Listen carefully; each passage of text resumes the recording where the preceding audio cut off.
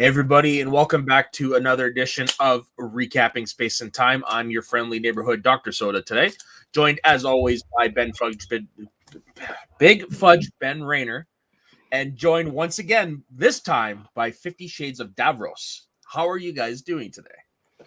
Doing good. I'm looking forward to talking about the heartbreaking season, but good. Yes. I completely forgot to bring all of my Doctor Who props because we were having such a great conversation in the pre-show, so I got up during the intro to get this thing off the shelf. Much obliged. I got mine in my room. It's fortunately plugged in, but the sad part is the TARDIS noise doesn't work anymore in my lamp. So I got to figure out a way to fix that. I mean, just here's one just for you.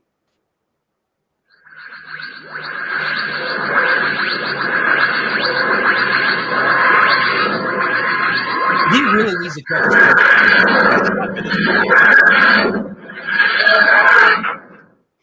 Fun fact, do you know how they made these originally back in the 60s? What, the toy? No, the sound. No. A car's window wipers. Oh. I like that. I like your little factoid. Interesting. But as you may know, we're here talking Doctor Who again. This time we're doing Series 4, which is the final season of David Tennant. And what a final season that was. Holy crow. Ben, let's go to you first, because this is your first time watching the David Tennant stuff, and it seemed to resonate with you. Yeah.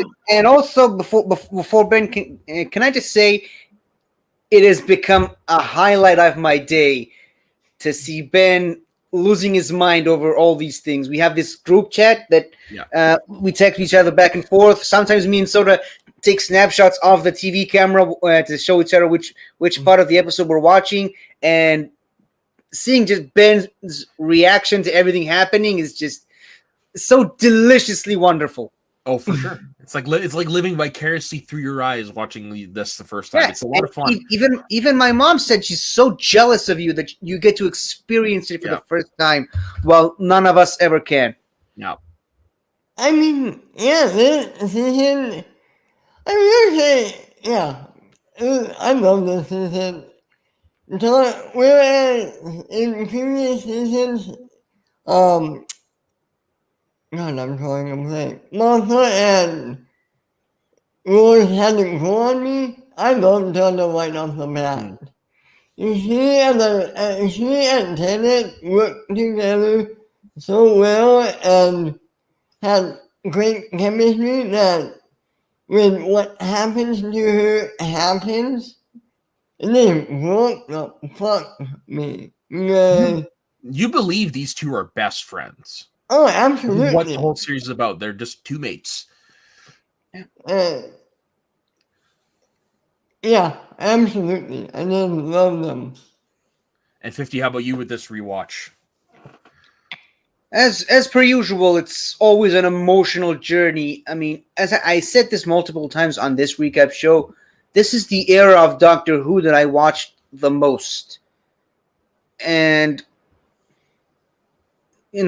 having to go back there again for the purposes of this show, I love it and hate it at the same time because, while I love revisiting my favorite Doctor Who era, it's also making me relive all the heartbreaking moments that we're about to cover in these episodes.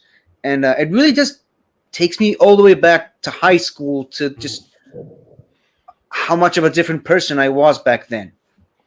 I will say, though, thanks to this little rewatch for the purposes of this recap show, I made a little bit of a decision for myself.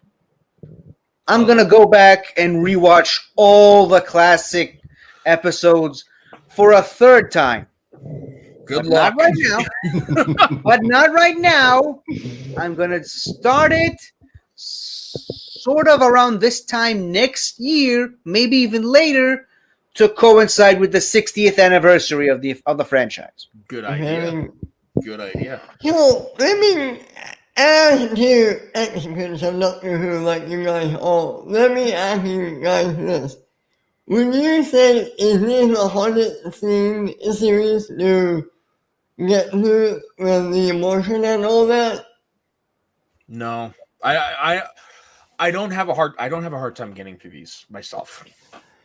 Maybe hard is the wrong Like word, but- everything that's supposed to hit me hits me, but it's because I know there's something even bigger around the corner. Okay. So it's like Doctor Who says the very first. It's like Eccleston says the first time we meet him. It's like run. That's what this whole series feels like. It's just like we go from a low right to the high, and it's like and it's like I said in a previous episode, this whole show feels like a long, continuous live action comic book. Yeah, and it's best exemplified in the Christmas special of this very season. I mean, you go from the Master opening a crack in the sky, a paradox, destroying half the world, reversing time to do all that, and he goes from that to like celebrating Christmas on the Titanic, and like no seconds flat. Yeah, like, and even at the end of the Last of the Time Lords, after all that, as soon as Martha walks into the TARDIS, he's like, "Okay, back to the open road. Let's go to this place, and let's go to meet this person." And that's just the way his mind works. Yeah, he's got no time to waste. Well, yeah, to waste. Yeah, I mean, he does his dwelling while he's doing his stuff, but I mean, yeah, it's just you feel like the Doctor's like, okay, what's next? Yeah, and always the biggest thing around the corner. I love the Easter eggs in a certain episode in this season. Maybe not Easter eggs, but that is a spoilers. I know what episode you're talking about. I think you do too. No. Oh, okay then. No. Well, let's get into it because I actually can't wait to hear this. So hopefully we get to it sooner or later. Ben, what is your number 5 episode of this season? It might be important. Left turn. Yes. Turn left. Yeah. Turn left. Yeah.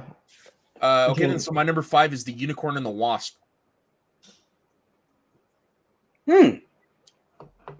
Interesting. Yeah. I don't know. I thought this was a fun episode because it's just Donna and the Doctor having silly fun involving historical characters. And bees. I hate bees. Well, actually, it's a wasp. It's not really a bee. Either way, they suck. Yeah, absolutely. Oh, I got stung by a bee once. Oh yeah, I got stung right here. Me too. Oh, really? Oh yeah, it looked like Quasimodo from the animated. I mean, you can take solace in the fact that bee is probably dead.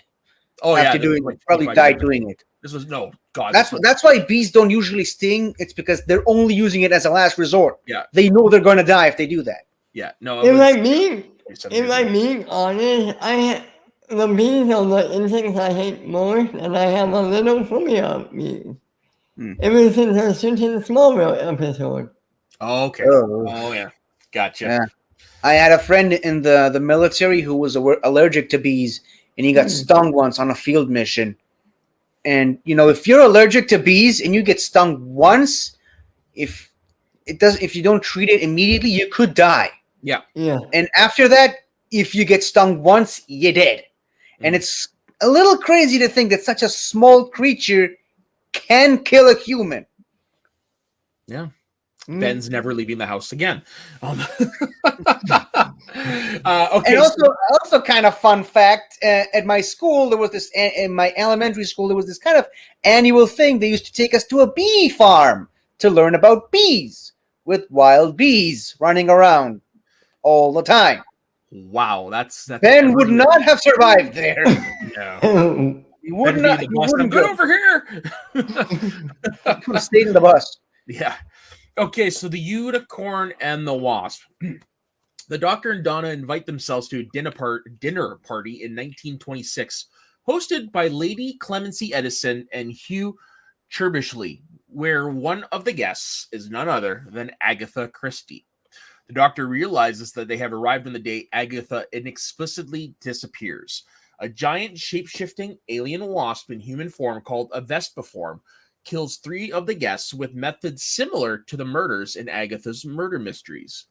The Vespa performer is revealed to be Lady Edison's illegitimate half-human son, Reverend Golightly. Golightly, who has a telepathic link with Lady Edison through her necklace, became aware of his alien nature and absorbed the details of the murder of Roger Ackroyd, an Agatha Christie mystery novel his mother was reading at the time. He transforms into the Vespa form and threatens the guests. Agatha lures him towards the silent pool. Donna throws the necklace into the water, and the Wasp dives after it and drowns. Due to her own connection with the necklace, Agatha falls unconscious and suffers from amnesia. This becomes the event that gave her the amnesia during her disappearance, and the doctor drops off at the Harrogate Hotel.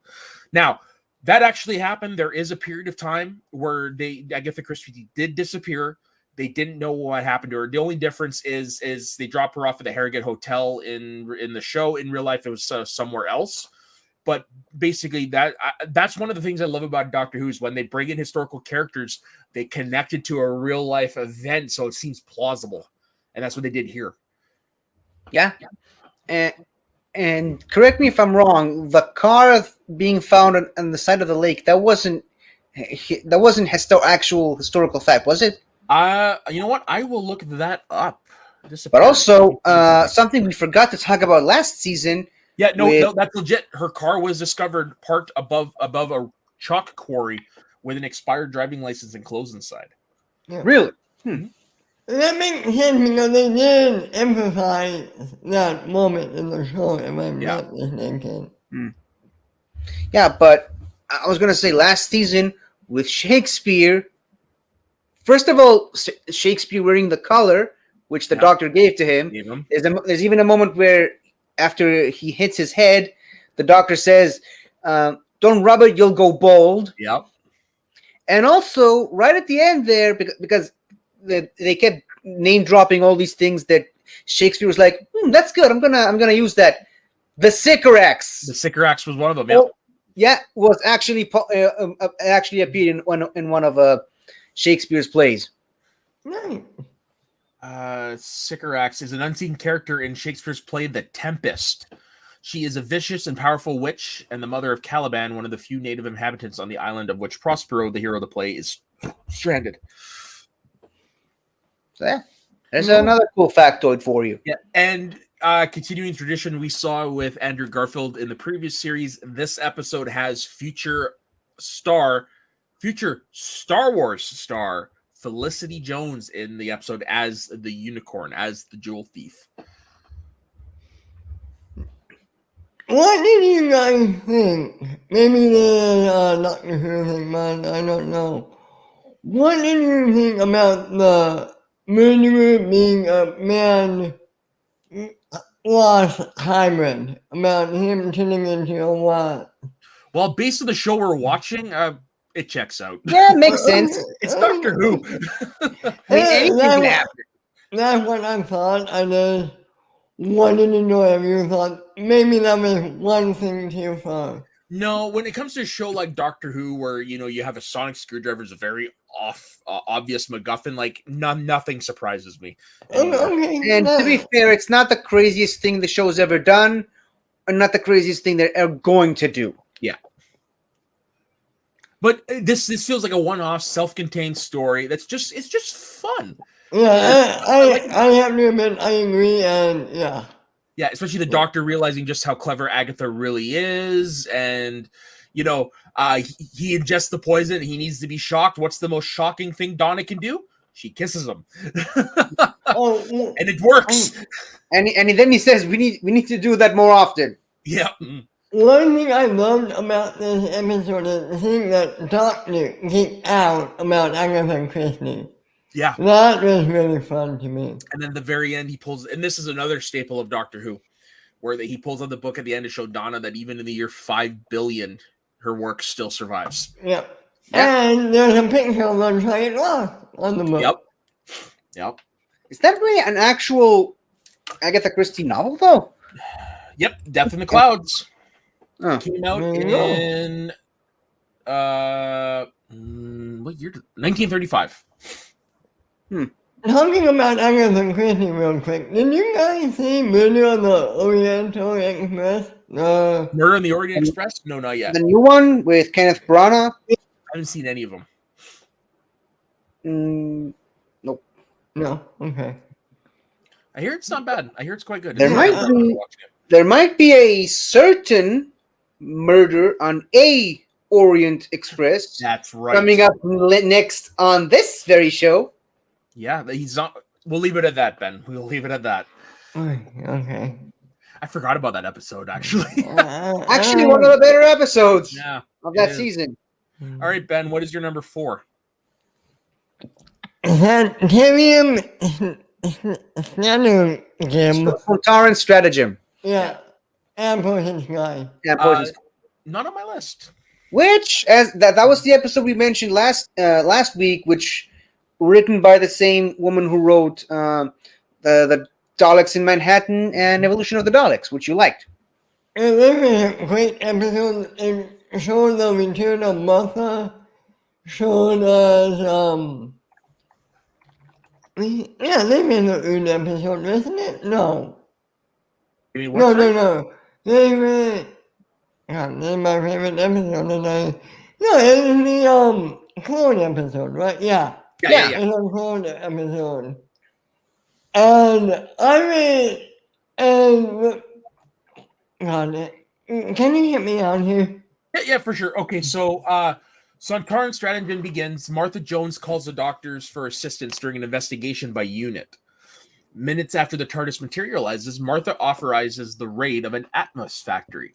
Atmos is marketing a satellite navigation system developed by young prodigy Luke Radigan. The system also reduces carbon dioxide emissions to 0. UNIT requested the doctor's help because the technology may be alien and they are concerned about 52 early simultaneous deaths that occurred spontaneously. The doctor investigates the system at Radigan's private school, and discovers a plot by an alien warrior race known as the Santarans. Instead of I love how we both did that at the same time.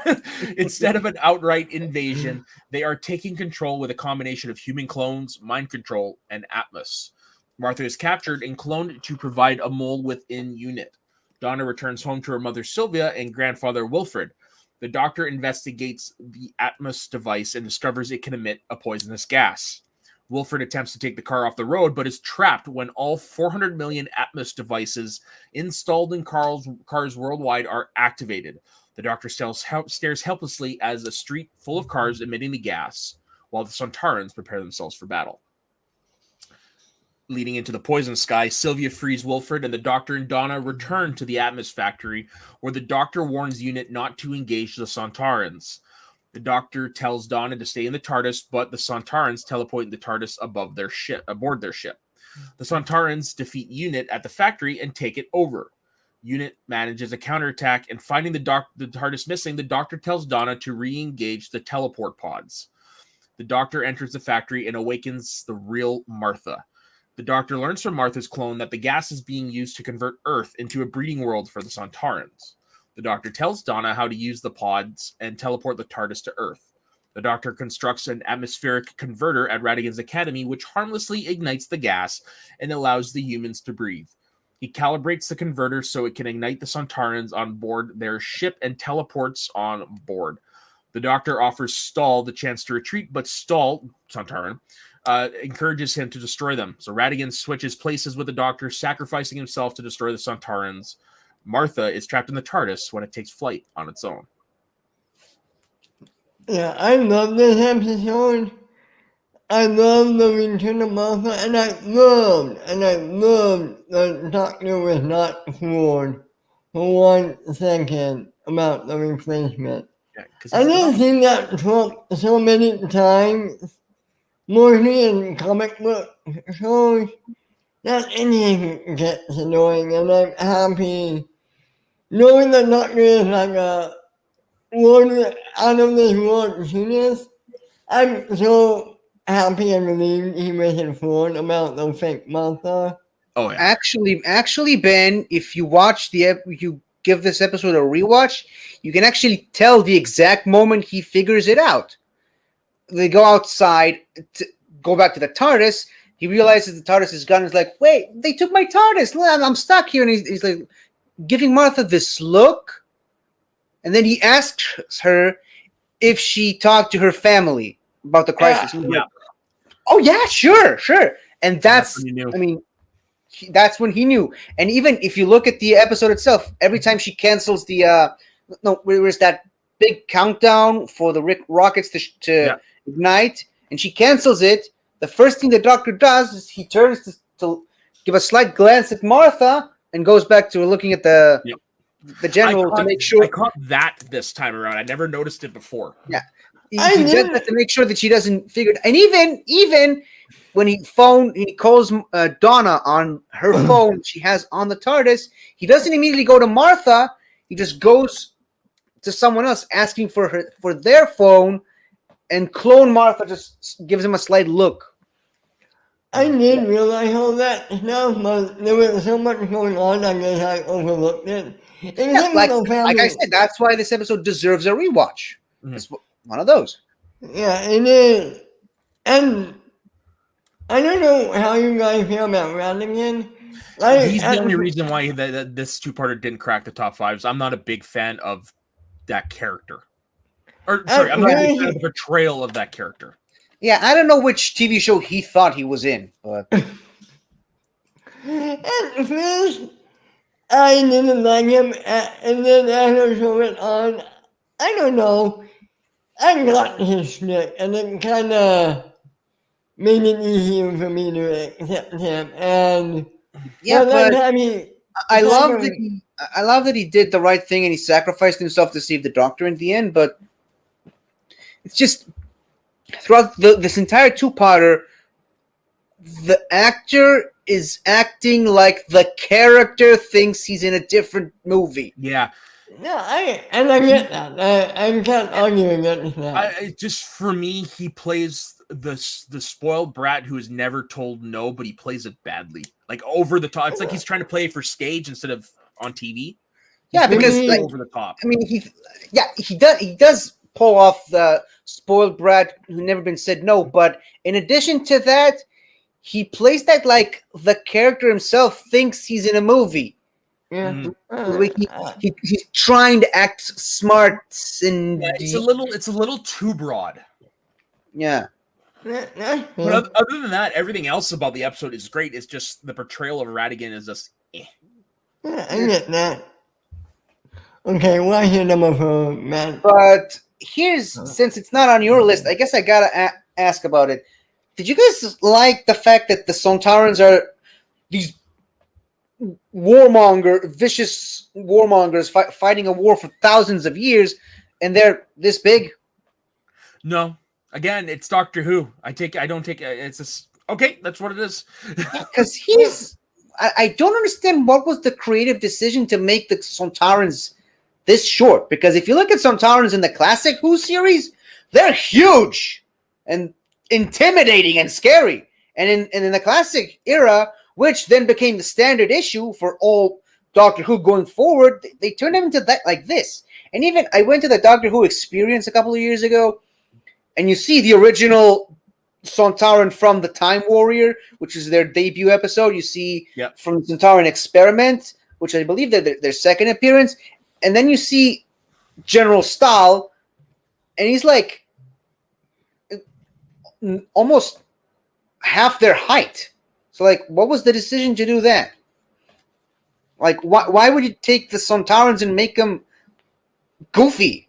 I'm just curious what made one of them go from being a clone, and I know we'll probably get the answer, but I know a Sankaran comes back in a later season.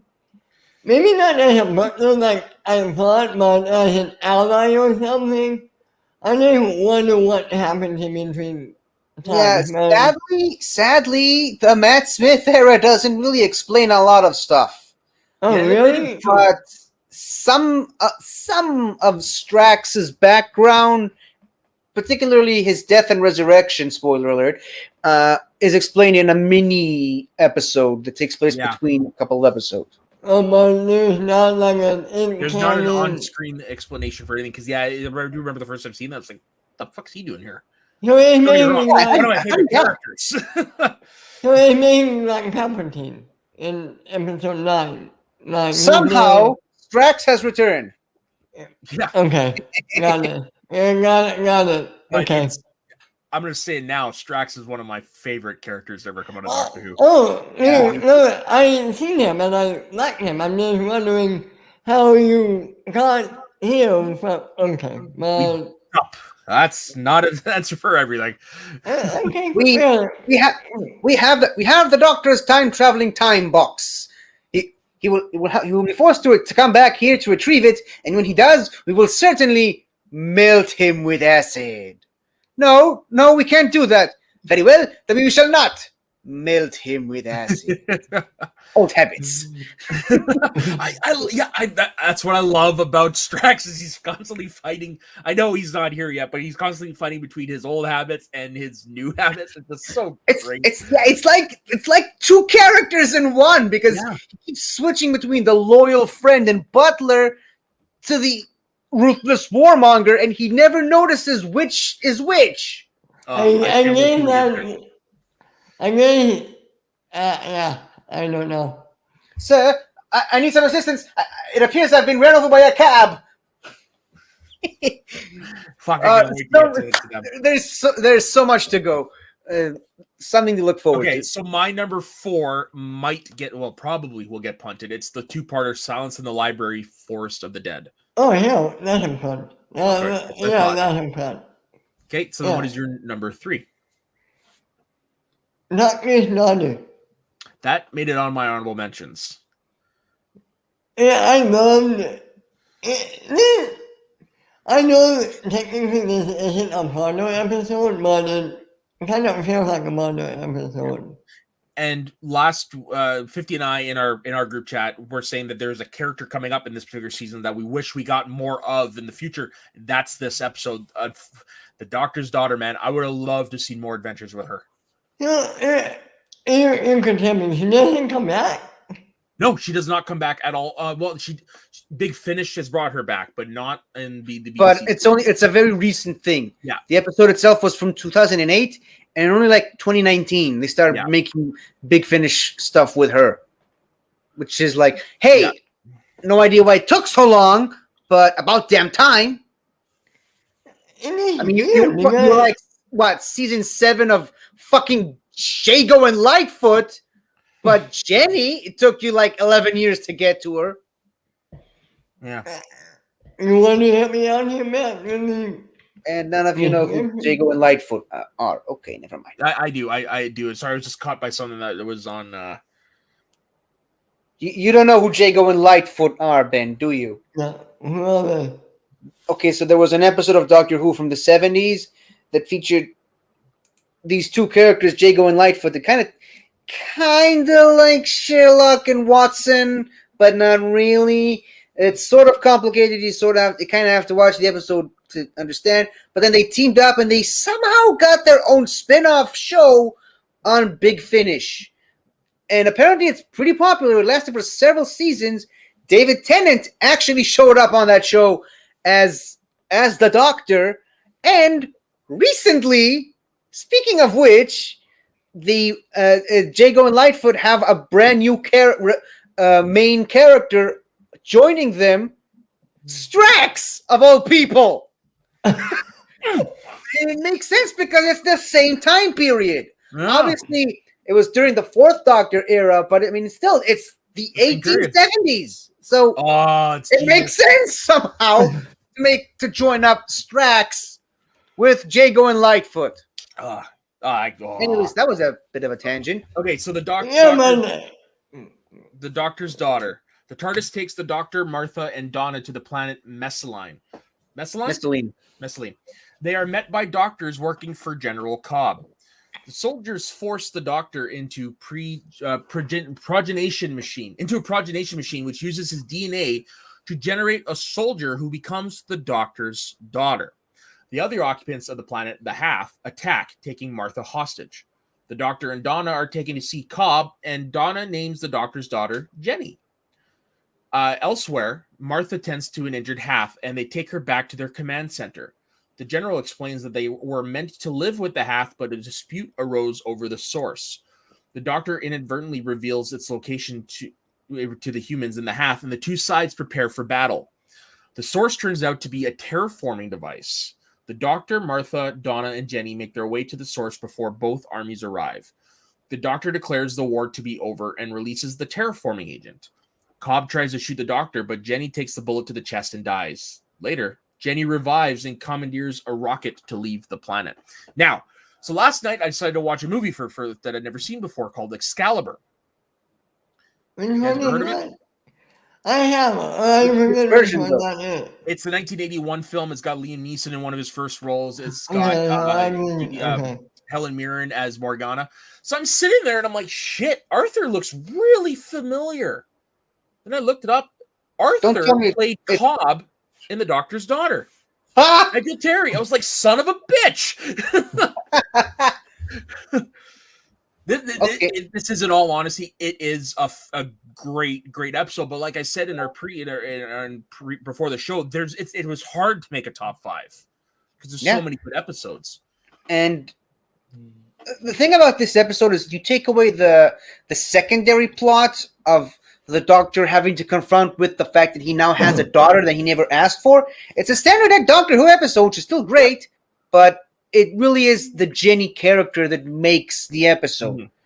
I don't know if you guys remember, there was that scene from this episode that I said I kept Peter Boyle from Everybody Loves Raymond saying, holy crap. And that scene when Shannon goes through all the bases. Oh, yeah. That was incredible. Yeah. This was a and another reason why Minnesota said we need more of that character. Yeah, 100%. Like it's unfortunate, but that's what happens in shows like this sometimes. Yeah. If he's a Doctor's daughter, does that make you the daughter of Matt Smith and everyone else too, or only David Tennant? Yeah. I don't see why not. I don't see why not either. Yeah, it would make sense. I mean the Doctor in and of himself had multiple offsprings in expanded materials and stuff. And of course, the most famous is one of his first companions, Susan, which was his granddaughter. Actually, she's his adopted granddaughter. Did not know that part. She's actually, not only is she his adopted granddaughter, she's actually from Gallifrey's very distant past. Which is why she knows a lot of stuff. And actually, in the original series, in the original episode, she's the one that comes up with the acronym TARDIS, which obviously then becomes standard issue. I knew she gave her the nickname. Gave her the name. Which explains why, because she's from the very distant past. Yeah. She's the one that came up with the name TARDIS. Yeah, I didn't realize that she was the adopted granddaughter. I'm missing out on a lot of stuff. Yeah, he I believe he picked her up from the death zone of Gallifrey. Oh, okay. When the Doctor regenerates, does he get a whole new biological makeup? I think Fifth will be able to answer this one better than me. I mean, kind of, yeah. I mean, it's not just... I mean, there's a reason why they're changing the actor. He becomes a different person. Same memories, same thought process. It's basically like putting in a motor from a car that just broke down into a new model. So why would wouldn't? Okay. No. Ask that question. Why would the daughter still be everyone else's daughter if biologically speaking is a new guy?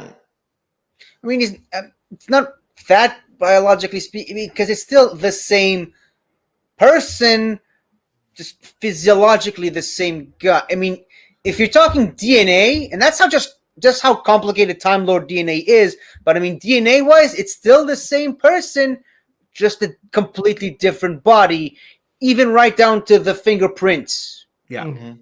Like I said, it's like taking the engine of an old car, or taking a part from an old car and putting it in a new one.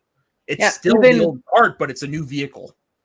And minor bit of a spoiler, the first thing that Peter Capaldi's doctor says when after he regenerates is that he suddenly got new kidneys. Yep. And right. I mean, yeah, and even in sort of a David Tennant unnamed Children in Need episode, he goes over all the stuff, all the new changes of his body. He realizes he's got different this, different that, and he acknowledges that he now has a mole on his back that he didn't have before.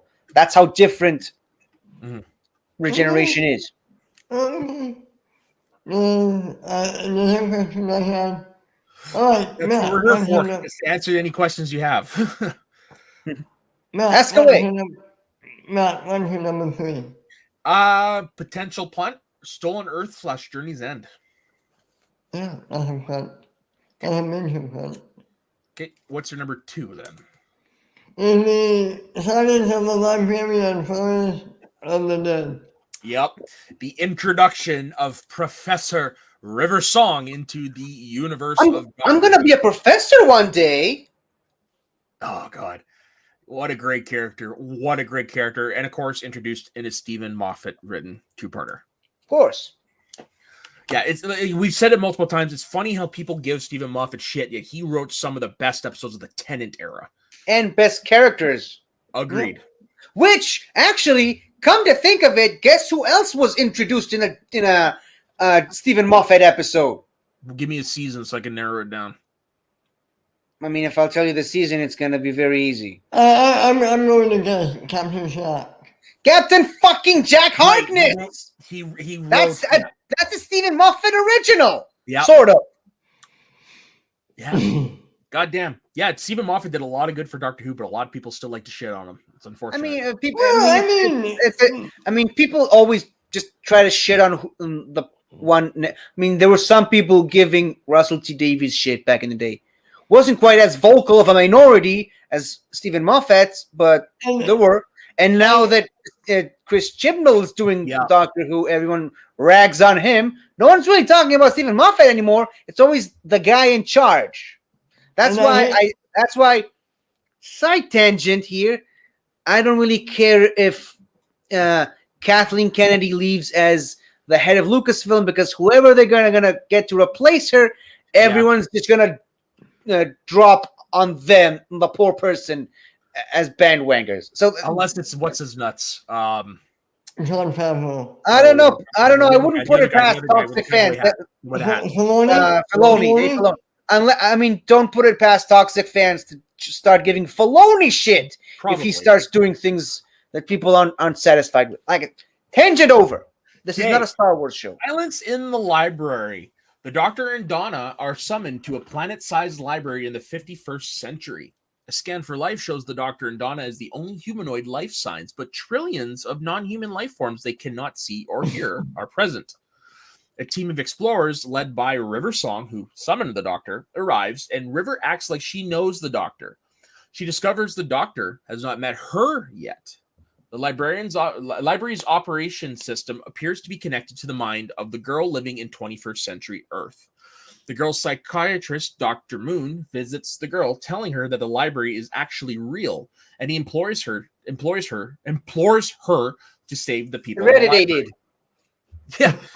implores, the Vastra Narada killed 2 of the team. The Doctor and Donna learn that the team are wearing communication devices which could store their thought patterns after death.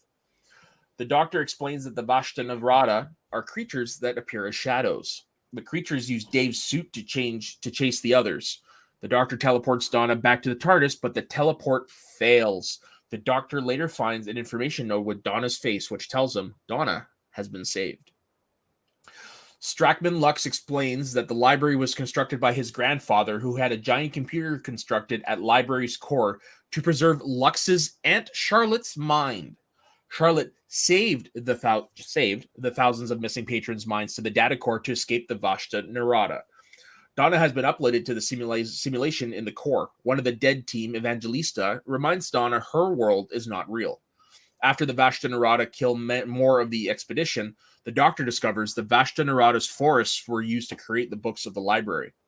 The Doctor tries sacrificing himself by giving the computer memory space from his mind to allow the patrons to be teleported back. However, River knocks the Doctor out and takes his place. The Doctor tries to stop her, but River insists that his death now would prevent her meeting him in her own past. As River initiates the connection, the patrons stored inside the computer rematerialize in the library. The Doctor uses a data recorder inside the sonic screwdriver his future self gave River, which has preserved her consciousness, and he uploads her pattern, upon which River wakes up in the simulation with her dead crewmates. Now, that comes back. Spoilers. Okay, because I want to get into this because I want to add something to this. Yeah. Knowing what I know, there's 2 people missing from that simulation. Yeah. And would have made it. Yeah. There's reason for that. Maybe we'll get to that later. But I mean, what I said comes back again. The Doctor storing River's consciousness actually comes back. What, 3 seasons later? Then I don't know. Are we talking the Capaldi episode or the Smith episode? Matt Smith. We're talking the night of the Doctor. River Song's the night of the Doctor is the 8th Doctor's story. Sorry, so I don't know. it's the last. It's her last appearance in a Matt Smith episode. That's Name of the Doctor. Yeah, I think it would be Name of the Doctor then. It's where a bunch of people related to the Doctor get together, and I don't want to spoil it. Yeah, it's that. I see the Name of the Doctor. Okay, so at the beginning of the episode, they get a bunch of people together who know the Doctor really well, one of them being River Song, and it is revealed that she is actually long dead, and this is just her consciousness of the Doctor saved in the TARDIS from this episode. Oh, wow. Yeah. Yeah, but I was going to say, Ben, you very furiously said that this is how that episode should have ended. You got to put it in your mind that I don't think Stephen Moffat knew that he was going in that direction when he wrote this episode. I know. I mean, it's kind of like, why would the they were brother?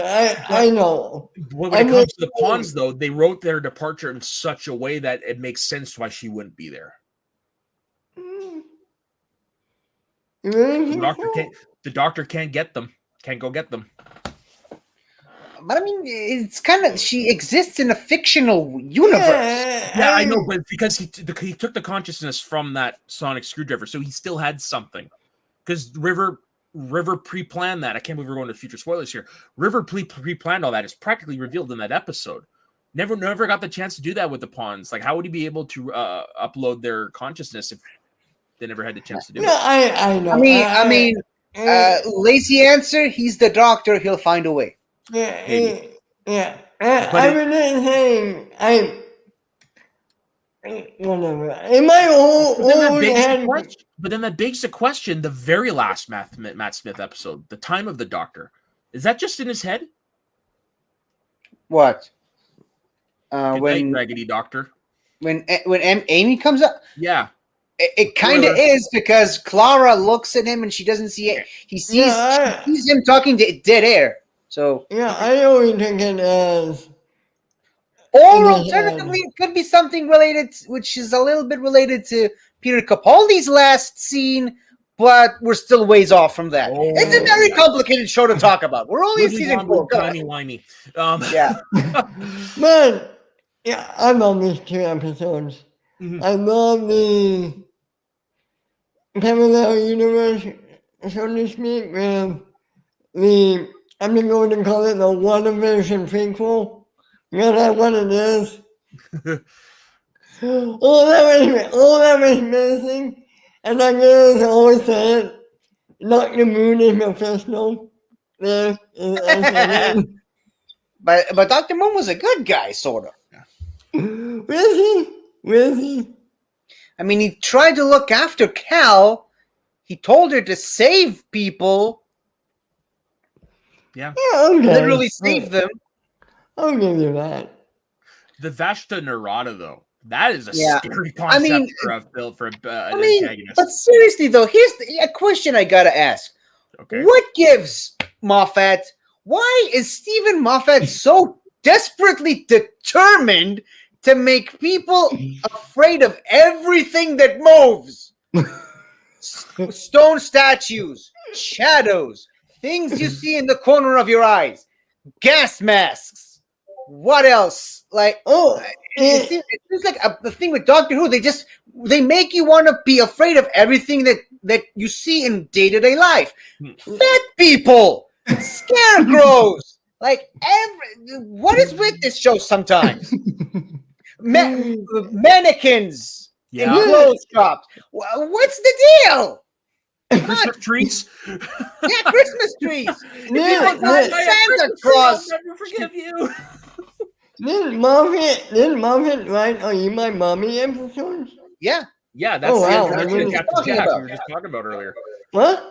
And also, by the way, the gun that she has, River Song has in this episode, the squareness gun, that is the exact same gun that belonged to Jack Harkness, which she left in the TARDIS for her to find years later. And also, here's another bit of a connection you probably didn't notice, something that happened in both this episode and Are You My Mommy episode.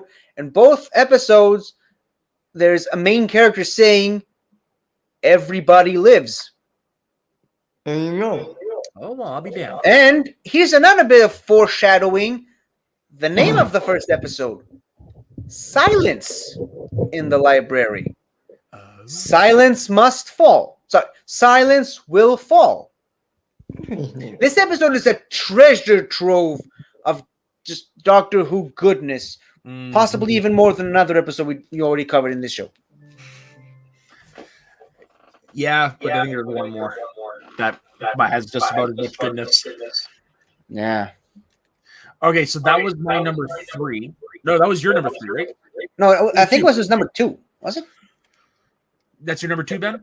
Yeah, my number 2, sorry. Okay, so my number 2 is the Christmas special, Voyage of the Damned. Of course. Surprise. Because Titanic, am I right? You probably thought it was number 1. Hey, even without the Titanic part, it would have still been up there. That's just icing on the cake. That's just the cherry on top. That's just the tip of the iceberg. I'll see myself out now. Or is it the tip of the spaceberg? No. But in space, no one can hear you scream. No, this is it's a fun. It's basically Doctor Who's equivalent of the Poseidon Adventure. It really is. And with this, you kind of get a glimpse of what's coming up in the season, because this is the biggest Christmas special they had done to this point. Yeah, and they got probably one of the biggest guest stars they could at that time, Kylie Minogue, who was actually, this is her first appearance on screen after being diagnosed with breast cancer. I don't know who that is. I'm sorry. You don't know who Kylie Minogue is? No. She's an Australian pop star. Oh yeah, I guarantee you, if I played you, there's a song of hers that hit big in like 2000. If I played it, you might recognize it. But she was also in Street Fighter, the Jean-Claude Van Damme movie. But yeah, basically, she's more known for her music career. She's a big deal. She's a major star, but it follows a trope of, especially in the modern Who, of just famous celebrities who just happen to be big Whovians who also got a chance to appear on the show. Yeah, there's a pretty big one coming up in the Matt Smith era, but even in this episode in particular, the Queen. She's a massive Doctor Who fan. Obviously, you can't show the Queen on camera for obvious reasons, but that was her voice in the episode. Yeah. Wow. Same goes for another famous world leader, which we will see later in that one. Though they just kind of took it out from a real life news conference, because I recognize that. Okay, and then took it out and not in it anymore. Who is it? We'll just say it's a president of the United States. A certain president. A certain president. So, Voyage of the Damned. The TARDIS has collided with a ship called the Titanic. Of course. To further investigate. Oh, wait. There's one thing we got to talk about before this, and it is the lead-in time crash. Yep. So the time crash ends where season 3 ends and starts where the Christmas special begins. After the Doctor parts ways with Martha, he tries taking off, only for the TARDIS to spin wildly and sound an alarm. Checking out the systems, the Doctor passes his 5th incarnation, doing the same thing. The 10th Doctor recognizes his past self and is overjoyed to see him, gently poking fun at his particular eccentricities. He also explains that his presence has shortened out the time differential between himself and his past incarnation, resulting in the latter gaining an uncharacteristic older physical appearance. The 5th Doctor is annoyed, believing his counterpart to be a fan who has broken into the TARDIS. The 5th Doctor discovers that 2 TARDISes have merged, a paradox that will cause a massive black hole. The 10th Doctor counters it with a supernova, a solution he remembers seeing himself perform in this same incident. The 5th Doctor realizes that the 10th really is his future self. The 10th reminisces as the 5th begins to fade into a separate timeline. As the 2 Doctors say goodbye, the time stream split, and the 5th Doctor warns the 10th to put his shields up, but the Titanic collides with the TARDIS. Now, what was fun about this is basically this is before they got Dr. Tennant became his son-in-law. Basically, the 5th Doctor was his favorite Doctor. He took everything he liked from him and he put it into the 10th Doctor, the spectacles, that type of stuff. This was like a love letter to Tennant's favorite Doctor, and it's so cool. Yeah, It kind of brings up something that I wish Doctor Who would tackle one time in the future. We've seen multiple instances of the current Doctor running into a past incarnation. I mean, they teased us more than once, potentially in an episode coming up right after this season, but I want an episode where the current Doctor meets his future self. Obviously not really possible, but here's the only way I think they could pull it off is that they already cast the next Doctor, and it's the current Doctor's last season, and that's how they reveal it. No big spectacles. What? Kind of did it a little bit in the day of not to the point where a little bit. Yeah, but not to the point that I'm talking about. That's how they reveal. I mean, no announcing it in a big spectacle area, no video released online. It's just the Doctor just happens to meet a future version of themselves, whichever gender it's going to be at that point. Well, and that's the season finale. That's the cliffhanger that you have to wait for the next, I don't know, Christmas special. Well, they kind of did that in this season in one of my honorable mentions. If we could get there real quick. Okay. Yeah, we will definitely do that. But now into the actual episode, Voyage of the Damned. Back up to the top. The TARDIS has collided with a spaceship called the Titanic. To further investigate, the 10th Doctor runs the TARDIS' self-repair program and boards the Titanic, which the Doctor discovers is a nuclear-powered interstellar cruiser from the planet Stowe. Modeled after the Earth-ocean liner of the same name, the ship is orbiting present-day Earth to absorb primitive cultures, specifically Christmas. The Doctor decides to stow away and joins a party of aliens, including the waitress Astrid Perth, on a brief excursion to London. However, the populace of London fled in fear because of extraterrestrial attacks over the previous 2 Christmases, because why the fuck wouldn't they? After the party returned from the excursion, the ship's captain sabotages the ship by engineering its collision with 3 large meteors. The resulting collision kills most of the passengers on board and draws the ship. Nice. It pops in the corner of my head. It's like all of a sudden.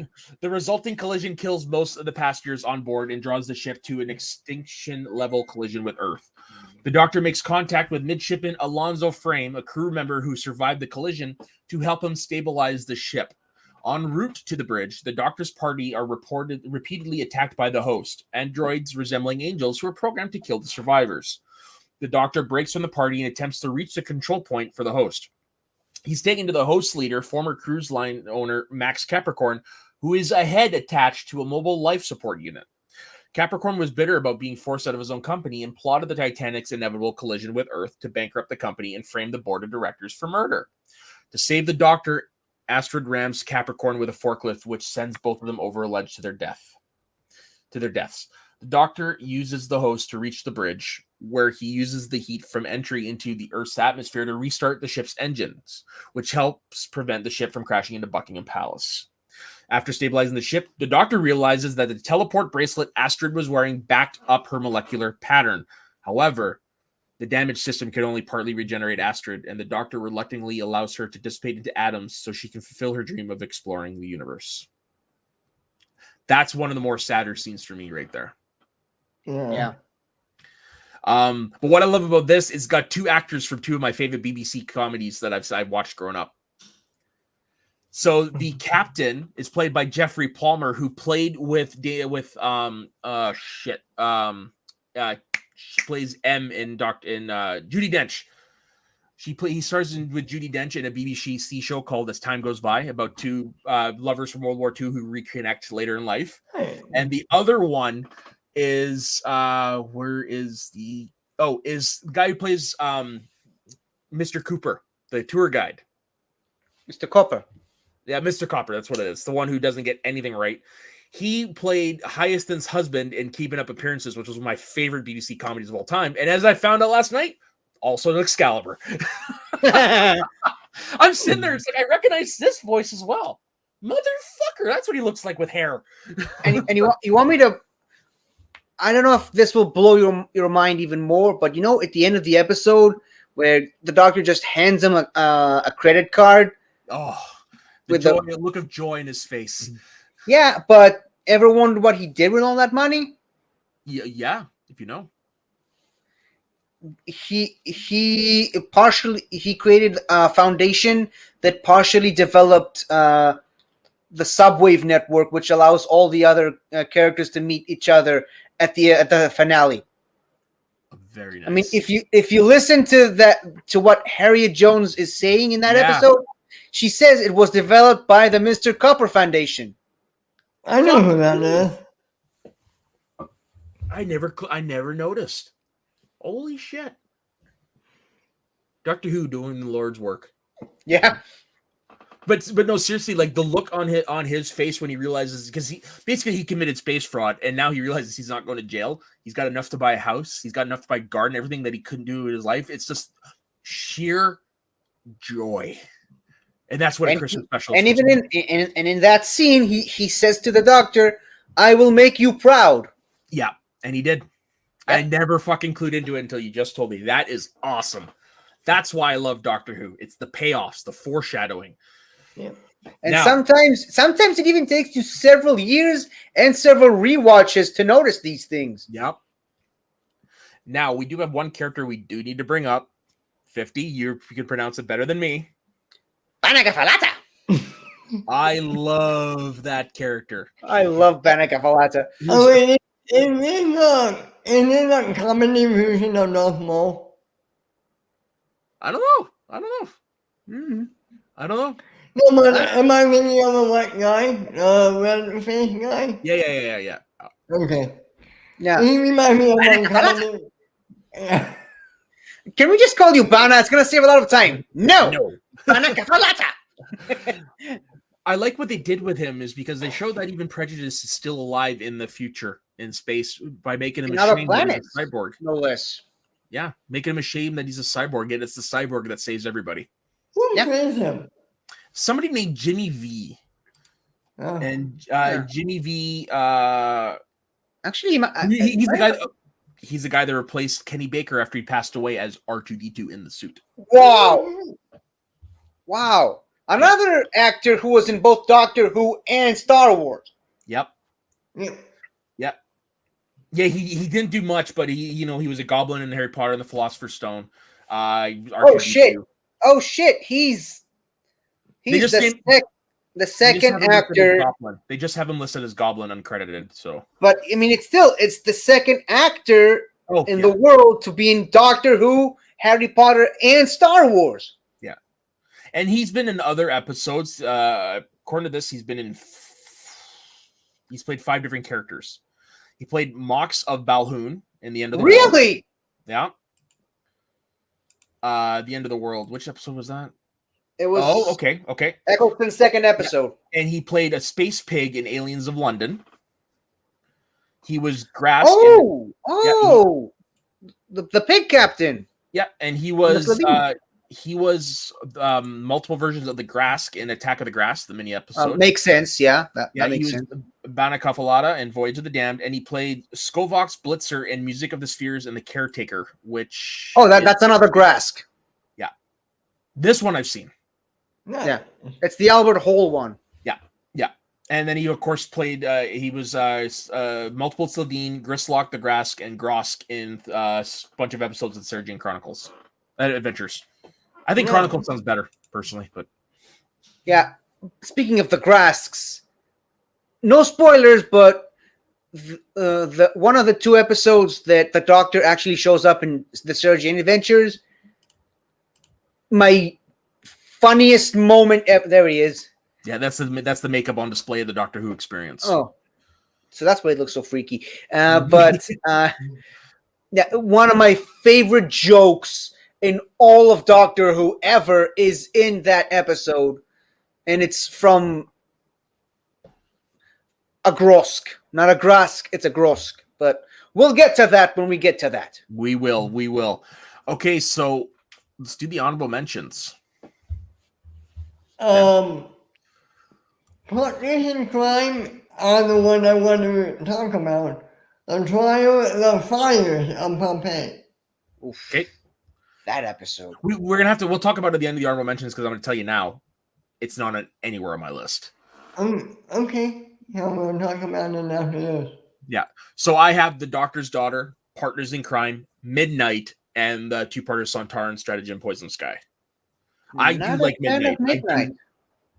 I know that. I didn't like Midnight. It didn't work for me. And it's considered one of the best Doctor Who episodes ever, but... It's not for everybody, but I liked it because it plays with moral dilemmas. You're the person who can save you can come out of nowhere. Like, did anyone catch her name? No. No one. And they purposely didn't give her a name in the episode. Yeah, exactly. And they have a legacy actor as well. David Troughton, the son of the second Doctor, Patrick Troughton. Also known as King Peladon of Peladon. Yeah. From The Monster of Peladon. Or, no, The Curse of Peladon, sorry. But he's the older gentleman on the ship. The professor. The professor, his father was the second Doctor. And he, as I just mentioned, he played a character in a third Doctor story. And he used to be roommates with Colin Baker. Really? This show just loves I mean, the more you found out about these things, the more it feels like this show was just meant to be. Certain things about this show. But, yes, go ahead.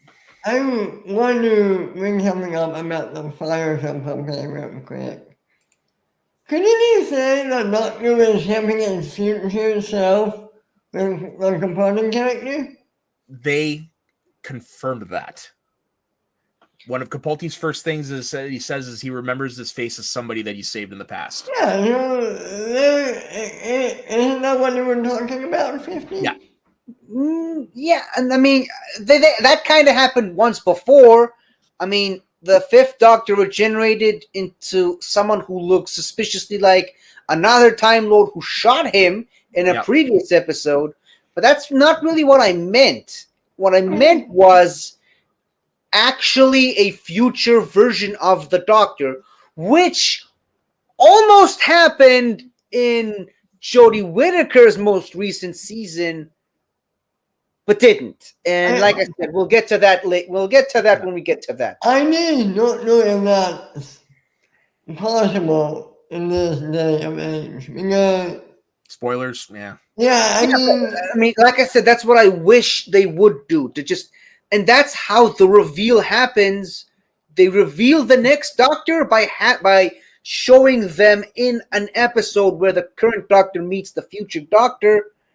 And it's like, just like with the John Hurt, introducing blah blah blah as the next Doctor. Yeah, I'd say we're going. That wouldn't be so bad. It would be cool. I don't know how you do it, but then again, Yeah, I mean, at this point, we know Jodie Whittaker is leaving.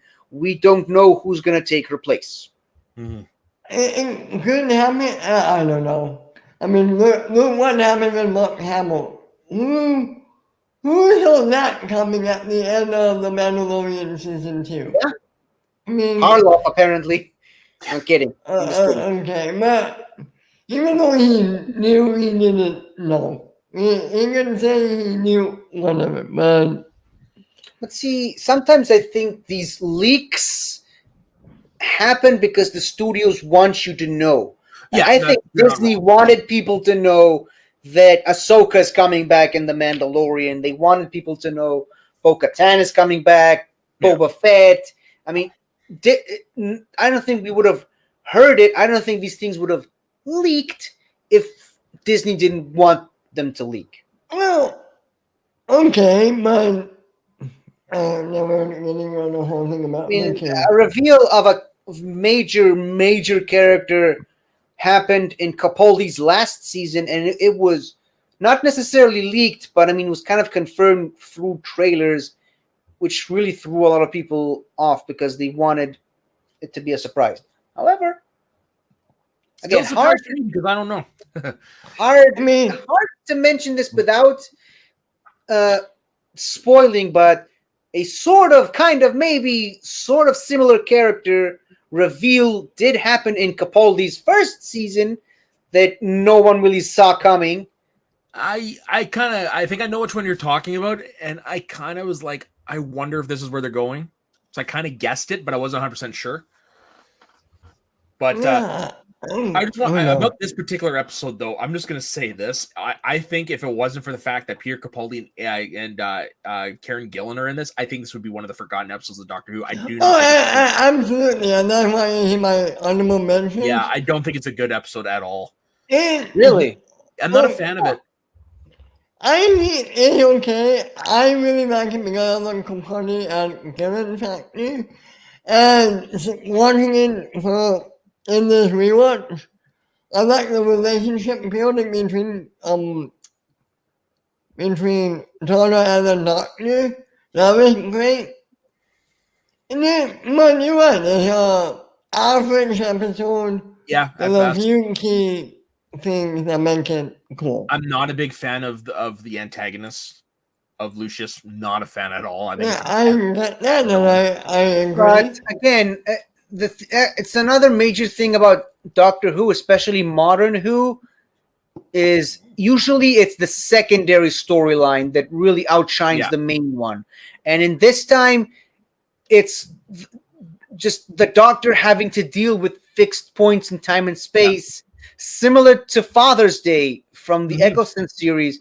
And a lot of the things that happened in this episode, they come back to it in another David Tennant episode, which we're about to watch very soon. And David Tennant himself, the Doctor, even references this particular episode. It's an important episode, but I mean, just overall, I don't think it actually hit the mark like some of the other episodes in this season did. And if I didn't know who Karen was at this point, maybe I wouldn't know it was her. Mm-hmm. This episode, she doesn't look like Karen Gillan. She looks really young. Under heavy makeup, and she even has a different voice. But to be, where was I going with this? Do not know. I mean, I'm gonna say this episode is one of those episodes that addresses these major issues. That it's the first thing that comes to people's minds when they hear the word time travel. Yeah. It's why I hate people who just have this annoying misunderstanding of time travel. It's like, oh, if you can time travel, why don't you go back and prevent the Holocaust from happening? Because I can't. Fixed point in time. It needs to happen. Yeah. Imagine what would have happened if that didn't happen. Imagine. And you know why Karen Gillan looks so different in this episode? She was 21 when it came out. Wow. She's my age. She's turning 34 in November. I just looked it up. Our age. You mean our age? Our age, yes, our age. Okay, Ben. Wow. I think I know what your number one is. Judy Head and Team Potter. Which makes my number one turn left. Okay. You want to just do them all at once? Yeah, why not? Go ahead. Read away, my man. Oy vey. Okay. So turn left. Before we went on, I asked 50 if this would be considered like a three-parter, like Utopia and Sound of the Drums were the previous season. So it's kind of funny that this ended up being the way it was. This is I'm pretty sure they filmed this at the same time as Midnight because Donna's not in Midnight, the Doctor's not in this. It would make sense because they were. I mean, I suppose we should look this up. But I'm pretty sure. But you gotta make sure that it wasn't the same crew, director, and whatnot. Primarily filmed in the 7th production block between November 26th and December 8th, alongside filming of Midnight.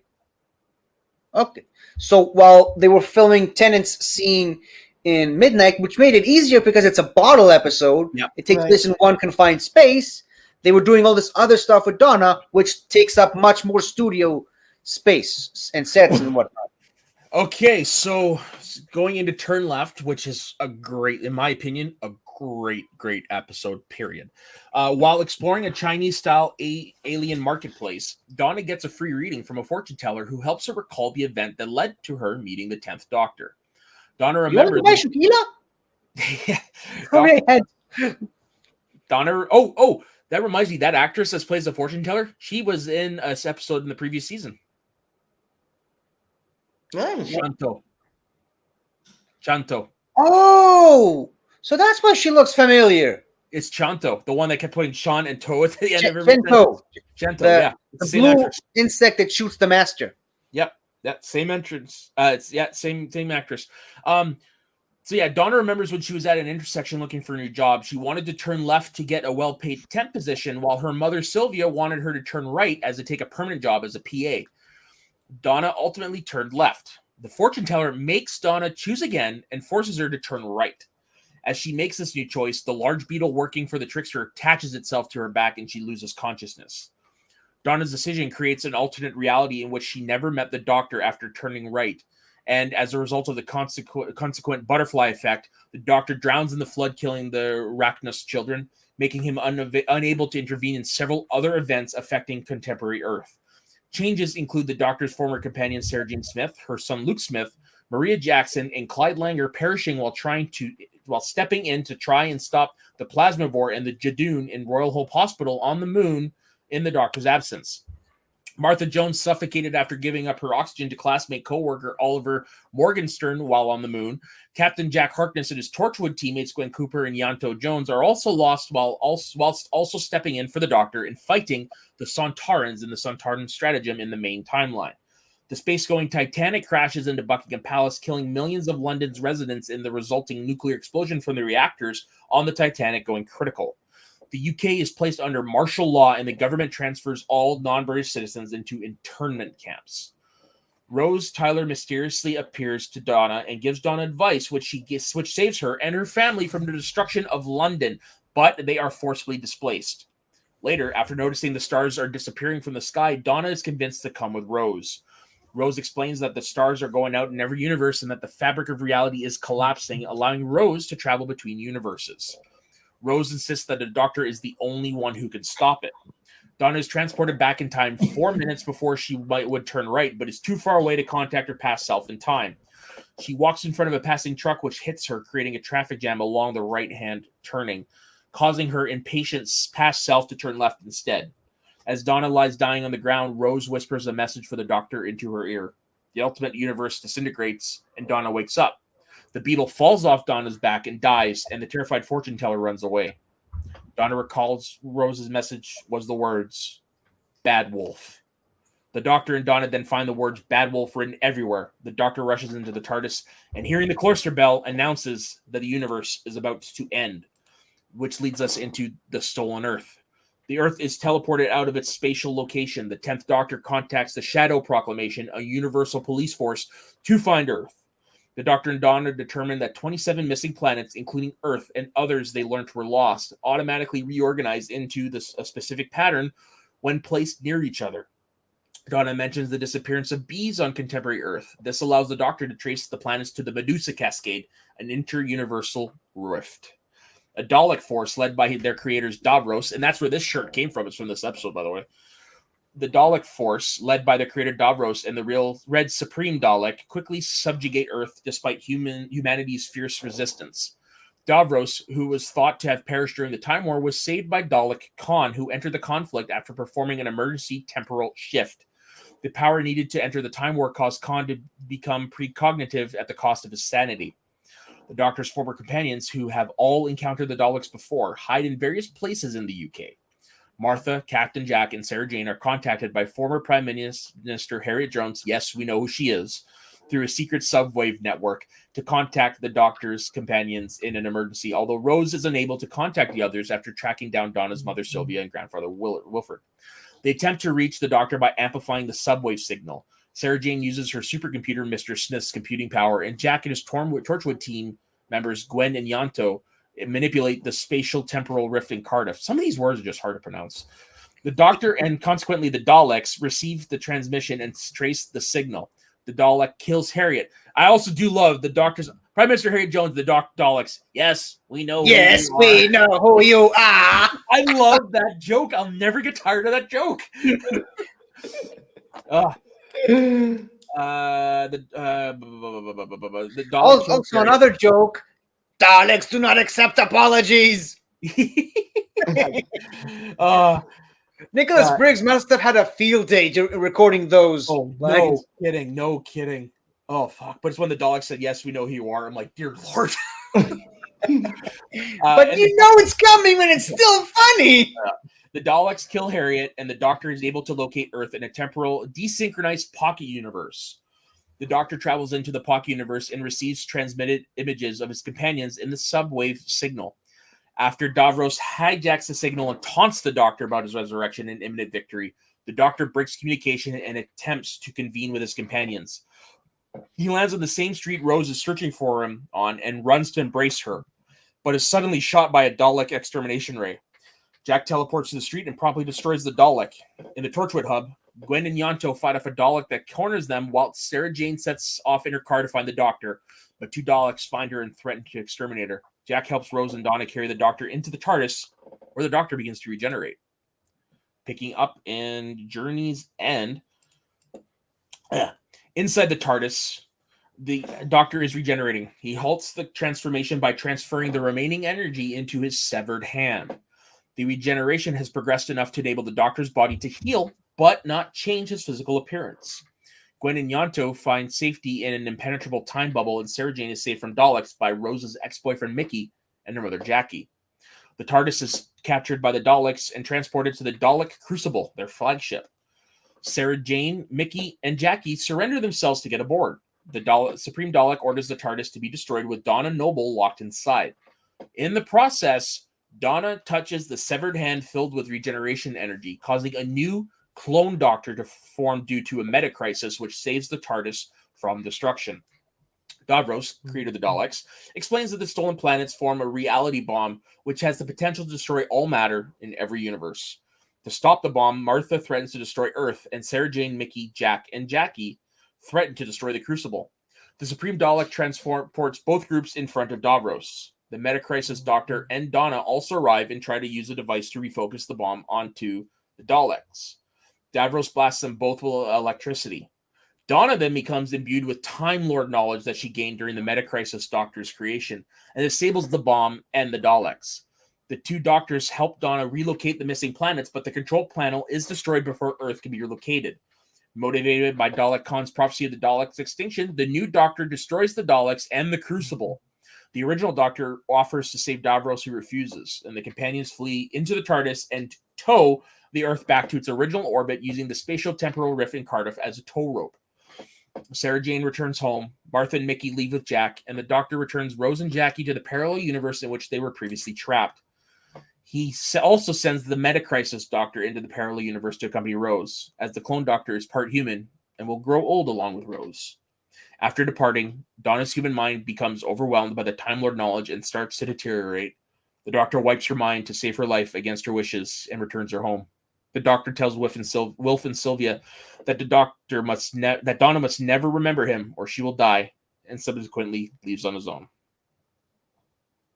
You are a godsend. Do you know that? So, For reading all of that. My throat hurts. Yeah, my throat hurts. And then, of course, in Wikipedia, they also have a continuity section. So this episode is a culmination of all 4 series of Doctor Who produced by Russell T Davies. Dialogue in the episode references to the events of the Christmas invasion, in which the Doctor had his hand amputated and regrown while fighting against the Sycorax. This episode refers to Genesis of the Daleks. Davros mentions Sarah Jane's presence on Skaro as the creation of the race. The Doctor's reply to Rose's statement of love is specified to Rose but left unheard. Davis deliberately left the reply ambiguous when he wrote Doomsday. Executive producer Julie Gardner stated on the Doomsday commentary and the Doctor Who Confidential special for Journey's End that the Doctor requited her love. And the music during the travel back to Earth's original place is the Song of Freedom heard at the end of Planet of the Ood and appearing on the series soundtrack. This is how you end a character's run on a show. Yeah. You bring in everything. Take notes, other showrunners. Yeah, I mean, Moffat tried and to a degree was successful, but nothing compared to this. Yeah, absolutely. Oh. I mean, I've said this multiple times, but the problem with Moffat is when he tried too much. Yeah. Now, can you explain something to me? What exactly is a metacrisis? I didn't quite. I still haven't grasped it the way they explained it in the episode. I have no idea myself, but if I had to guess, I would say that it's something that it's like a paradox. It's something that shouldn't exist but does. I mean, no, Donna stuff at the end killed me. I mean, it's heartbreaking. And that's where the famous meme comes from of David Tennant in the rain. It's from this episode. Yeah. You know that Tennant, well, that any doctor won't see her again. And I just might get hate, but I don't care. Out of Rose, Martha, and Donna was the best companion. Yeah, for a long time she was mine. I still consider her one of my favorite companions. It's just, there's something about Martha that I've grown to appreciate this time around. And Rose is the most famous of the 3. I did feel like they complimented each other to a T, and you know that she'll never come back. That's a hard pill to swallow. Yeah. Wait until you watch this. Not shush you, but not only that she can never come back, but that she can never remember. Yeah. Right. Which, again, another thing that Moffat tried to do, but did a little too much. We'll get to that when we get to that. But I already know about Clara. My friend told me about her a long time ago. Yeah, but now, the thing is, what? I just found a fun theory for you about this episode, about the Metacrisis Doctor, because I was looking up what exactly Metacrisis means. This is off of the Gallifrey Reddit. The Valeyard is the Metacrisis Doctor. I've heard that before. I say that's BS because not only was not that, but I mean he was locked away in another universe and he was part human, so he couldn't be Time Lord enough to be on the Time Lord Council during the trial of the Time Lord. What I think the Valeyard is probably should have been, probably can't now, but I think it's the Dream Lord, which is Toby Jones's character from the next season coming up. Oh. I mean, it makes the most sense, doesn't it? You'll have to tell me about that afterwards. That sounds interesting. Yeah, this would have been a great way to end the series, but then they went and did like 5 specials afterwards, which are just kept escalating from here. But son of a bitch, what a ride it was to see every single one of the Doctor's companions from this entire 4-season thing. Not just companions, just important. His family. Storylines, plot lines. Yep. Everything was closed and connected in this episode. Yeah, that's why I consider it the Infinity War of Doctor Who. Mm-hmm. And also, you're crossing over with 2 other spin-off series. Yeah. Which were running at the same time. It's the Arrowverse crossovers before the Arrowverse. Yeah. Which happens to have, I mean, when people, you know that meme of just someone saying Avengers Infinity War is the most ambitious crossover of all time, and then someone just shoves in a picture of, I don't know, the Power Rangers meeting the Ninja Turtles or Super Smash Brothers. That's mine. Oh, for sure. This is highly ambitious, and they pulled it off. They served every beautifully. I mean, like characters like Yanto and Gwen, you didn't really need them in there, but you knew they were there holding their own at some other place in London. Yeah. And even some of the references, like Captain Jack congratulating Sarah Jane on the Slitheen, which I'm still a bit curious as which encounter with the Slitheen he was referring to, but that's beside the point. And not just that, the Doctor at one point says to Gwen, "Old family." Yeah. It's like from the Victorian era or whatever to connect the South episode. Her character, because the actress who plays Gwen Cooper in Journey's End and in Torchwood played Gwyneth in Ghosts of London back in Eccleston. No, it's the one with Charles Dickens, Charles Dickens and the Ghost, where the girl stays in the rift. Same actress. Oh wow! And this was their explanation to connect the two, that it's a descendant of that character. Wow. It's like which again, they didn't need to do that, but they did it, which worked out great. Yeah. Just like they did with Martha and her cousin. Yeah, Adiola did the same thing. All you needed was one line, and you bought it, and that's all you need. Wait, Okay, so in Doomsday, the series 2 finale, she is the girl the first girl working in Torchwood that gets converted to Cybermen. You know, the black girl. Yeah. That's Freema Agyeman. Yeah, same actress. Oh wow. Yep. Interesting. Yeah. The Unquiet Dead. Yeah, that's what it was. The Unquiet Dead. Yes. Yeah. I think you might like Torchwood personally, Ben. It's like Law and Order meets CSI meets Doctor Who. Yeah. And R-rated. Yeah. And you get a lot more of Captain Jack. A lot, in every conceivable angle. Yep. If that helps. Oh boy. If I look like that, come on. Isn't that fantastic? Yep, fantastic. And also, the 3rd season, Children of Earth, considered among the best pieces of sci-fi of all time, which also features Peter Capaldi again. I've only seen the first 2 seasons of Torchwood. I haven't seen Children of Earth, and I haven't seen the other one. The final one. The other one, you don't really need to see it. Yeah. Like, if you ever consider doing recapping the past for Torchwood, take this into consideration. It has 1 great season, 2 good/okay seasons, and a bad one. Not necessarily in that order, but that's just the way things are. Well, this brings an end to the series portion recap of David Tennant. Didn't really talk much about Turn Left, though. Oh, I guess not. We didn't. Yeah. No. Okay. There's one thing I want to touch on that I noticed for the first time this time, and it is the scene where where the nobles are saying goodbye to the family that they're sharing the house with. Yeah. I don't remember noticing it before, but I noticed this time where the guy says to Donna, "Oh, it's okay. We're just going somewhere fun. We're going to be a lot of jobs, whatever." But when Will salutes him and he turns and salutes the doctor, Will, they share a look like, you know where I'm going. Yeah. Yeah. It's like, and there's a reason they didn't tell Donna about that. Yeah. And it's so beautifully acted. And there is one thing that I absolutely loved.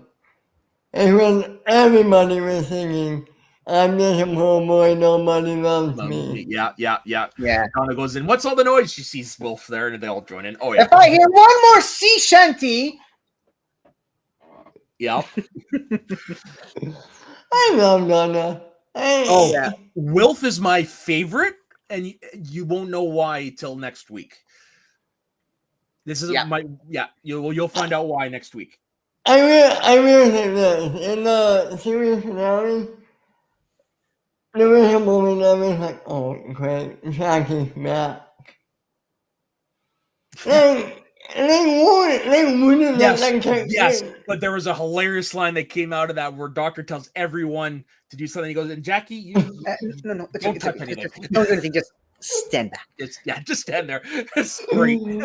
But I mean, that scene in of itself gives us a great explanation to why the TARDIS is so difficult to pilot. Yeah, it's designed to have 6 pilots, which, by the way, the original TARDIS Council inspired the Council of the Wave Rider on DC's Legend of Tomorrow. That makes so much sense.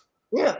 But going back to Turn Left for a second, it was really great to see, because he mentions it's part of the Tricksters Brigade. The Trickster is a major character in the Sarah Jane adventures. And no spoilers, but to see the Doctor finally come into contact with one of the Trickster's sort of henchmen, that was a nice treat for Sarah Jane fans. It was such a great name drop. It's like, almost gave a spoiler to Shang-Chi, but it was like hearing a character that you wouldn't consider being part of. Shang-Chi is only a name drop. Only name drop?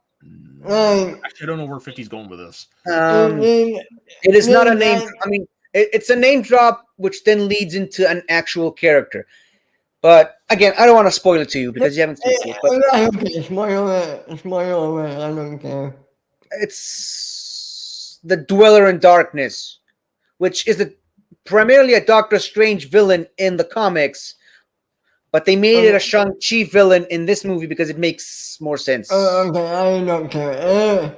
Yeah. I mean, they tried to connect Shang-Chi to this Doctor Strange, and you'll see why when you watch the movie. Okay.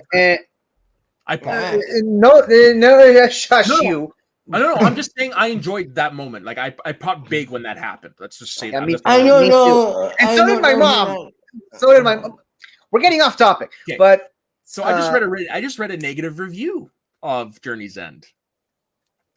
Travis Frickett on IGN gave a negative review of this episode, claiming it misses the mark in almost every way and plays like the most outrageous of fan fictions. He claimed the second Doctor and DoctorDonna stretch credibility so far that it becomes translucent, and that it's sort of silly to even bring Rose back when you've got the episode stuffed with almost every other character from the series. Okay, no, this is the guy that worked for IGN at the time. Like, so he was. Are you sure? Are you sure it was the episode who missed the mark and not you? Yeah, I think it was the guy. Yeah. I mean, the next sentence is a poll conducted by Radio Times in 2015 found that readers voted the series 4 finale as the greatest finale of the show. And I'm not going to argue. It is, in my opinion, out of all the ones I've seen so far, the best finale. Doctor Who? Of Doctor Who. Now, that includes Matt Smith.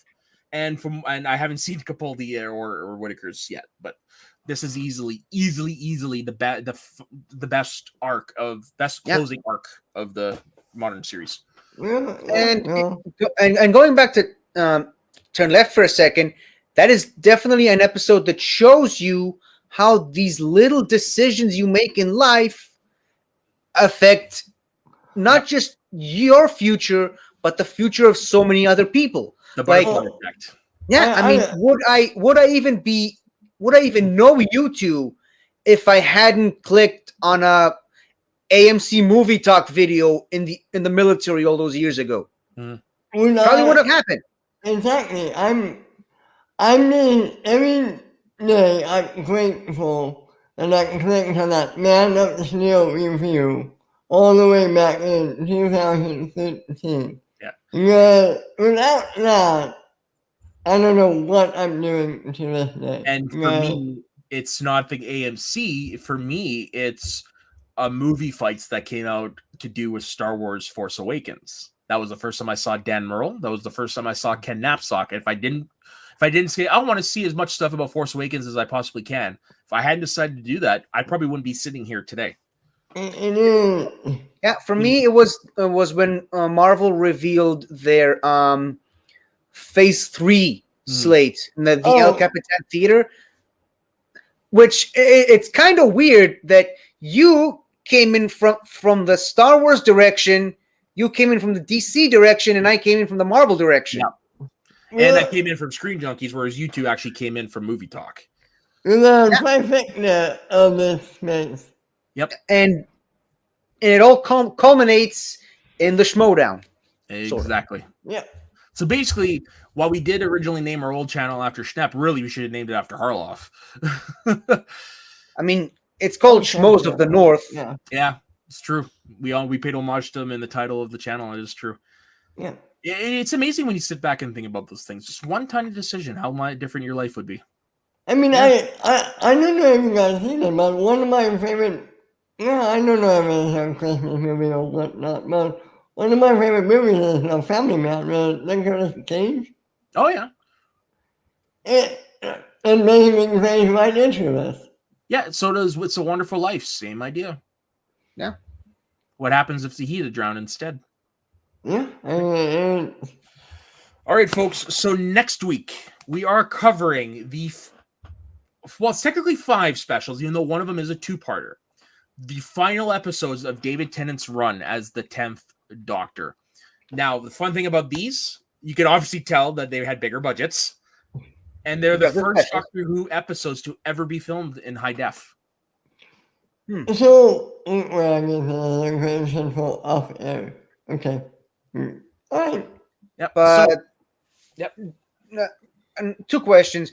Do we consider, like we could discuss, do we consider Dreamland as part of this rewatch? Recap. I say only if I can get it on my HBO thing. But Ben, it's seriously like a couple bucks on iTunes. It's very cheap. Oh, if it's on iTunes, fine. Okay. Yeah, like for me, it cost me what, $4, so it's gonna be way less than that for you. If it's easy for me to get a hold of, fine. I didn't feel like going online looking for it. Yeah. That makes sense. No. And question 2, we're not going to get to my top 5. Sorry, I totally forgot because this is our longest episode we've ever done. Yeah. Just for context, this is longer than the episode we did last night about freaking Star Wars. Yep. Yeah. Look, shit show. And less people, Yep. mind you. And even that episode dragged on longer than it should have for reasons you'll need to watch the episode to know. Yep. I'm hardly to blame for that myself. Longer than the Schmodown episode I did yesterday. All right, 50. What is your 5 then? I'm going to take it a little bit of a different direction and just start with the number 1, which is The Stolen Earth and Journey's End. Still to this day, my favorite Doctor Who story of all time. And believe you me, I've seen, read, listened to a lot of them. Mm-hmm. Okay? My favorite story of all time. Number 2, it's a bit of a strange list. It kept changing back and forth, wibbly wobbly, timey wimey, throughout all of this week, as a matter of fact. But it was still primarily these final 5. It was obviously this one, but number 2, Voyage of the Damned. Mm-hmm. Number 3, The Doctor's Daughter. Not just because of the extra added meta of having the Doctor's daughter actually be the Doctor's daughter. And meeting your future husband, the Doctor, on the set. In the process. And that's making the Doctor's son-in-law. They end up married? This is where David Tennant met Georgia Moffat for the first time. A year later, they started dating. 2 years after that, they were married. Yeah. And he was still the Doctor at the time. I makes me wonder if this is where they got the Amy Rory River relationship from, because goddamn, that can get confusing. Yeah, but number 4 still actually changing what in between each other.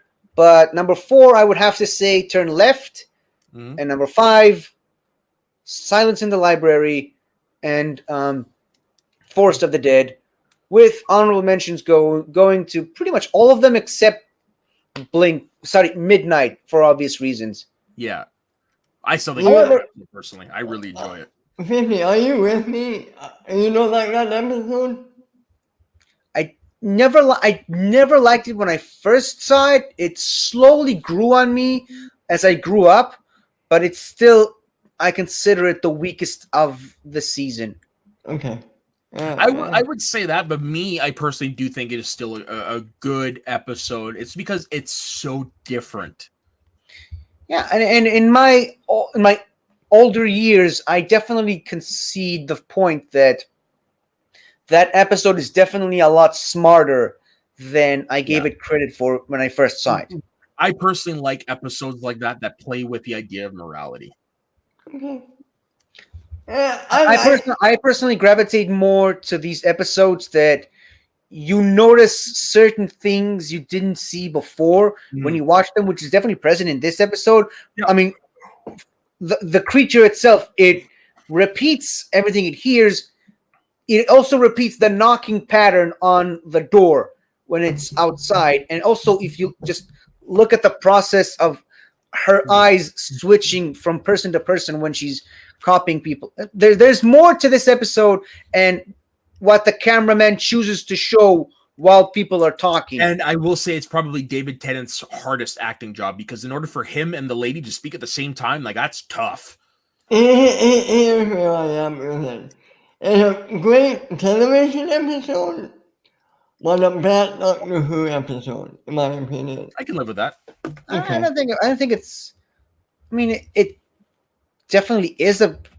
I think it's definitely a Doctor Who episode. I just don't think it's a very good one. Okay. So, Matt, you know that's your 50-50. Where can everyone find you? You can find me on my YouTube channel, 50 Shades of Geek. You can also find me occasionally on Twitch playing Lego Harry Potter years 1 through 4, and also building Lego Harry Potter sets in preparation for a Harry Potter trivia match that I've got coming up on the Outlaw Nation League on John Roca's Patreon. You can find me every week on Get Sweaty with these lovely people. You can find me last night asking the questions for the Alien game on Let's Talk About Star Wars, which I will be participating in the Battle of the Champions, and also any other episode of that show that I can make it at the time, and they're kind enough to let me in. You can find me occasionally when I don't screw everything up on Mount Schmodown, and just you can also find me on Patreon at patreon.com/Pokemon Starcross and Crescent. I'm designing a Pokemon fan game based on Israel, which is where I live. Matt, how about you, my man?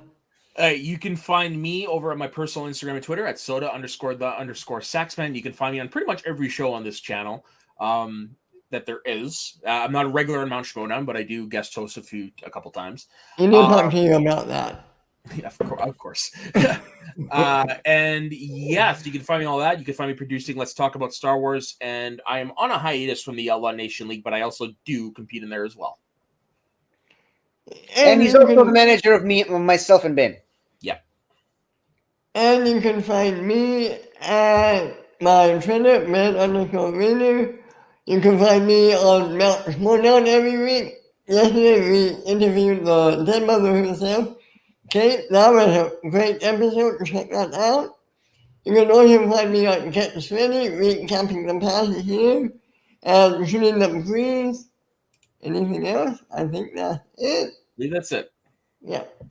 Until next week, this is what do we call ourselves? The Time Lords of the Sweat.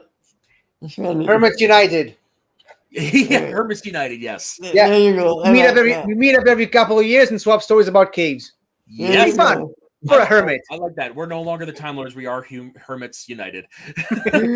United. See you guys next week.